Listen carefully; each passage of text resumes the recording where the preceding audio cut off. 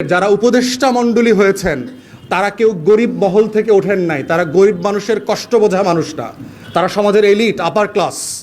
তারা বোধ করেন না এখানে আলুর কেজি 5 টাকাটা 50 টাকায় হইলে, পেঁয়াজের কেজি 40 থেকে 200 টাকা হইলে, চিনির কেজি 70 থেকে 200 টাকা হইলে কার কি যায় আসে, এটা ওনাদের কিছু যায় আসে না, কারণ ওনারা বাজার করেন না। ওনাদের আয়াবুয়া আছে, ওনাদের দারোয়ান আছে, ওনাদের গাড়ির ড্রাইভাররা বাজার করে দেন। আমলাদের সুযোগ সুবিধা কমানোর কি কোনো আয়োজন আপনারা দেখতে পাচ্ছেন? বাংলাদেশে আমলারা শুধু গাড়ি পায় না, তার ড্রাইভার এবং তেলের খরচের জন্য প্রতি মাসে 50,000 টাকা সে ক্যাশ পায়। তাহলে আপনি কত সুযোগ সুবিধা দিবেন তাকে? তাকে আপনি প্লট দিচ্ছেন, বাংলাদেশের সিভিল মিলিটারি ব্যুরোক্রেসিকে আপনি প্লট দিচ্ছেন, ফ্ল্যাট দিচ্ছেন, রাজুকের সুযোগ সুবিধা দিচ্ছেন, গাড়ি দিচ্ছেন, বিদেশে যাবার সুযোগ সুবিধা দিচ্ছেন। রাষ্ট্রের ব্যয় কেন সংকোচন করছেন না? আপনার উপার্জন 3.5 লক্ষ কোটি টাকা, আপনি কেন 8 লক্ষ কোটি টাকার ফুটানি করছেন? একটা রাষ্ট্রকে এই যে ফুটানির ভিতর থেকে নিয়ে আপনি ব্যাংকরাপ্ট করে গেলে একটা সরকার চলে গেল, এরপরে তার দায় কার? ঋণ নেয় কে? সরকারগুলো ঋণ নেয় কাকে বিক্রি করে, কাকে বন্ধক রেখে? সে IMF এবং ওয়ার্ল্ড ব্যাংক থেকে ঋণ নেয়। দলকে বন্ধক রেখে? আওয়ামী লীগকে বন্ধক রেখে ঋণ নিয়েছে, না 20 কোটি মানুষকে বিশ্ব ব্যাংক এবং IMF এর কাছে বন্ধক রেখে টাকা নিয়েছে? তাহলে আমাদের বক্তব্য হচ্ছে, যে সরকার থাকবে আপনার দলকে বন্ধক রেখে ঋণ নেন। 20 কোটি মানুষকে বন্ধক রেখে ঋণ নিয়ে লুটপাটের যে বাণিজ্য, এই বাণিজ্যের অর্থনীতি থেকে আমরা বের হয়ে আসতে চাই। আমরা আয়ের ভিত্তিতে চলতে চাই, জনগণের টাকায় চলতে চাই। এত প্রবৃদ্ধি, এমপ্লয়মেন্ট নাই কেন? 40 লক্ষের উপরে শিক্ষিত গ্র্যাজুয়েট ছেলেমেয়েরা কেন বেকার? তাহলে আপনার স্ট্যাগফ্লেশন চলছে, যে আপনি শুধু দেখাচ্ছেন কৃত্রিমভাবে আপনার ইকোনমি বড় হচ্ছে, কিন্তু প্রবৃদ্ধি নাই, জব নাই, কর্মসংস্থান হচ্ছে না, এবং জেনুইন কোনো ডেভেলপমেন্ট আমরা রাস্তা দেখতে পাচ্ছি না। বরং দেখতে পাচ্ছি 16 থেকে 25 বিলিয়ন ডলার প্রতি বছর লন্ডার হচ্ছে, বাইরে চলে যাচ্ছে। তাই সামারি হচ্ছে, 2টা সামারি এবি পার্টির পক্ষ থেকে। একটা হচ্ছে সিঙ্গেল ট্যাক্সে আসতে হবে, গ্র্যাজুয়ালি ভ্যাট বিলুপ্ত করে দিতে হবে, সকল ট্যাক্স বিলুপ্ত করে দেন। দ্বিতীয়ত হচ্ছে অস্টারিটি মেজারে আসেন। আমার যে গভর্নমেন্টের সাইজ দেখেন, আমার 60টা মন্ত্রী, আমেরিকার ফেডারেল মিনিস্ট্রি হইল 16টা 17টা। আপনি কি আমেরিকার থেকে বড়লোক দেশ হয়ে গেছেন? আপনার এত মন্ত্রী লাগবে কেন? এত সচিবালয় লাগবে কেন? এক সচিবালয়ে 4টা অধিদপ্তর আছে, কেন 4টা অধিদপ্তর লাগবে? তাহলে আবার মন্ত্রণালয় কেন দরকার? আপনি একই কাজ 4টা ডিপার্টমেন্টকে দিয়ে করাচ্ছেন। জাপানে সে 4th 5th লার্জেস্ট ইকোনমি, তার মিনিস্ট্রি হচ্ছে 11টা। আপনার কেন 60টা মন্ত্রণালয় লাগবে? আপনার অধিদপ্তর, তারপরে অটোনমাস বডি মিলায় রাষ্ট্রের প্রায় 85টা সংগঠন আছে। এত বড় গভর্নমেন্ট তো আমার দরকার নাই। বাংলাদেশের মতো অর্থনীতিতে আমার এর 1/10 ওয়ার্কফোর্স দিয়ে এই রাষ্ট্র চালানো সম্ভব। এবং এটাই হচ্ছে ডিজিটাল বাটপারি, যেটা আওয়ামী লীগ করে দিয়ে গেছে। ডিজিটালাইজেশন মানেটা কি দেখেন, যে অ্যানালগ জমানাতে আওয়ামী লীগ যখন এসছে, তখন আমার 12 লক্ষ সরকারি কর্মকর্তা কর্মচারী ছিল। এখন আমার এটা 19 লক্ষ সরকারি কর্মকর্তা কর্মচারী। তাহলে ডিজিটাল হইলে তো কাজের সংখ্যা, ওয়ার্কফোর্স তো কমার কথা। আমার তো 12 লাখ তো 6 লাখে চলে আসার কথা। তাহলে এটা 1.5 গুণ বাড়লো কেন? 19 লাখে গেল কেন?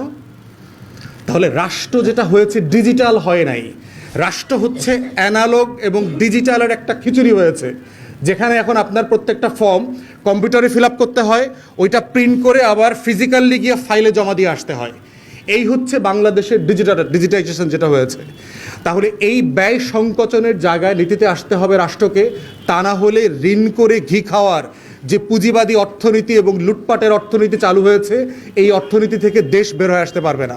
আমরা অন্তর্বর্তীকালীন সরকারকে বলছি, গরিব মানুষের কোনো ট্যাক্সের লায়াবিলিটি থাকতে পারবে না। অবিলম্বে এই যে 65টা সার্ভিসেসের উপরে এবং পণ্যের উপরে যে আপনারা শুল্ক বাড়িয়েছেন এবং আরোপ করেছেন, সেটা অবিলম্বে উঠায় নিতে হবে। এবং আপনারা আয়ের পথ খোঁজেন, ব্যয়ের পথ খোঁজেন, লুটপাট বন্ধ করেন। এখনও লুটপাট বন্ধ হয় নাই। যত পরিমাণ টাকা সাবসিডি দেওয়া হচ্ছে, ওই লুটেরাদেরকে দেওয়া হচ্ছে। স্টক এক্সচেঞ্জের কমিশন যে চেয়ারম্যান, তারপরে হচ্ছে পুঁজিবাজারে যাদেরকে চেয়ারম্যান করা হয়েছে, সিচুয়েশন হ্যান্ডেল করতে পারছে না। তো একের পর আমরা দেখতে পাচ্ছি যে রং সিদ্ধান্ত, ভুল সিদ্ধান্ত। আজকে দেখলাম আপনার রুবায়াত শিবলি, যে সাবেক সিকিউরিটি এক্সচেঞ্জ কমিশনের চেয়ারম্যান ছিল, তাকে একজন উপদেষ্টা এত পরিমাণ শেল্টার দিচ্ছে যে সে এখন ঢাকা বিশ্ববিদ্যালয় ক্যাম্পাসে বিট দর্পে পতিত ছাত্রলীগের নেতাদের মতো ঘুরে বেড়াচ্ছে। সে অ্যারেস্ট হচ্ছে না, তার বিরুদ্ধে এতগুলো মানি লন্ডারিংয়ের মামলা হয়েছে, কিন্তু তাকে কেউ গ্রেফতার করছে না।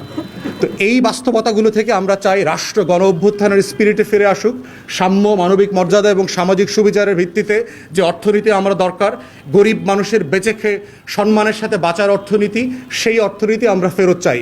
কর্মসংস্থানের অর্থনীতি ফেরত চাই। এফডিআই, ফরেন ইনভেস্টমেন্ট আসুক, সেই অর্থনীতি ফেরত চাই। এবং সেজন্য আমলাতন্ত্রকে আপনারা কাটেন, ছোট করেন, সাইজ কমায় নিয়ে আসেন। ওখানে ব্যয় সংকোচন করলে দেখবেন যে আপনার আমলাদের পিছনে আমাদের বেতনে প্রায় 1 লক্ষ কোটি টাকার উপরে খরচ হয়ে যায়, হিউজ কস্ট। সেখান থেকে আপনি করেন, টাকা বাঁচান। 1 লক্ষ কোটি টাকা মানে হচ্ছে $10 বিলিয়ন সেভ করবেন ওখান থেকে আপনি। আপনি IMF-এর $1 বিলিয়ন জন্য জনগণের উপরে 65টা আইটেমে ভ্যাট বসায় দিলেন। আপনি সচ্ছল মানুষের উপরে না বার্ডেন দিবেন? আপনি গরিব মানুষের উপরে কেন বার্ডেন দিচ্ছেন? এই রাষ্ট্র তো আমরা 71-এও চাই নাই, 24-এও চাই নাই। তাহলে আপনি বাজেটে যে আপনার ঘাটতি, আপনি তো ব্যয় সংকোচন করবেন, আপনি খরচ কমাবেন। আপনার উপার্জন যদি কমে যায়, আপনি বাজারে চিন্তা করেন, আপনি ব্যক্তির কথা চিন্তা করেন, জিনিসপত্রের দাম বাড়ছে, আপনার আয় বাড়ছে না, আপনি তখন কি করেন? আপনি কি জোর করে ঋণ করে খান, না আপনি খাওয়ার পরিমাণ কমায় দেন, আপনি বাজারের পরিমাণ কমায় দেন?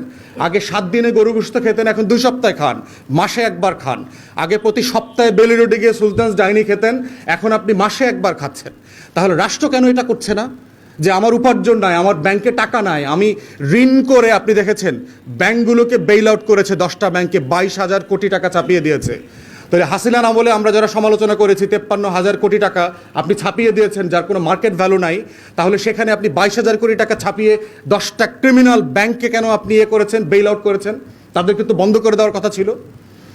আমরা দেখলাম শেয়ার মার্কেটে আপনার ICB-কে 3,000 কোটি টাকা দিয়েছে, যার 2,000 কোটি টাকা ICB বিভিন্ন ব্যাংকে শোধ করে দিয়েছে। এই টাকা তো শেয়ার হোল্ডারদের দেওয়ার কথা ছিল, যারা ক্ষুদ্র পুঁজি বিনিয়োগ করে ফকির হয়ে গেছেন, 33 লক্ষ শেয়ার বাজারি, তাদেরকে টাকা দেওয়া হচ্ছে না কেন? তাহলে আপনি ব্যয় সংকোচনের নীতিতে না গিয়ে আপনি দেখেন ডেভেলপমেন্ট প্রজেক্ট, আমরা বারবার বলেছি, যেগুলোর প্রয়োজন নাই অথবা যেগুলো আমার 2 বছরে দরকার নাই, আপনি এটাকে 4 বছরে ছড়ায় দেন। 4 বছরে ছড়ায় দিলে বাজেটের উপরে প্রেশার কমবে। এই যে অস্টারিটি, যেটা আমরা 2007-8 থেকে সারা দুনিয়াতে দেখেছি, গ্রিস এবং ইউরোপের দেশগুলোতে, যে ঋণ ভিত্তিক অর্থনীতি দাঁড়ায় কিভাবে দেশ কলাপস করেছে।